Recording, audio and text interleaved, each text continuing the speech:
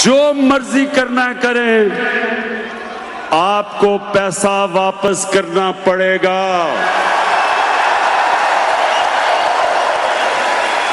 नवाज शरीफ कहते हैं जी मैं खाना घर से मंगवाऊंगा, खाना अच्छा नहीं है जेल का।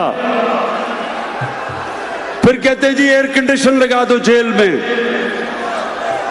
अब टीवी चाहिए जेल में।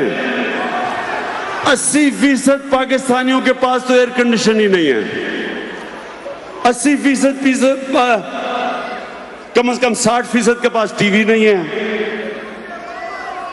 तो अगर हमने आपको जेल सजा के लिए भेजा हुआ है, तो जिस तरह के ये जेलों में रह रहे हैं, इससे ये तो सजा नहीं है। लोग तो खुशी से, आधी पब्लिक तो खुशी से जेल में जाएगी अगर उनको टीवी भी मिल जाए, खाने भी मिल जाए, एयर कंडीशन भी मिल जाए। सजा तो ना हुई है।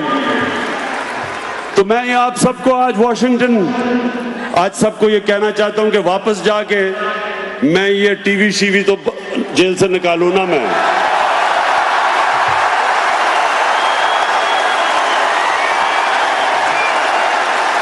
एयर कंडीशन भी निकालें जेल से।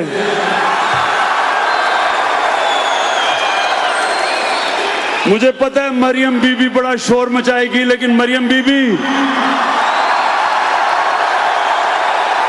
पैसा वापस कर दें, वो जेल से बाहर जा सकते हैं।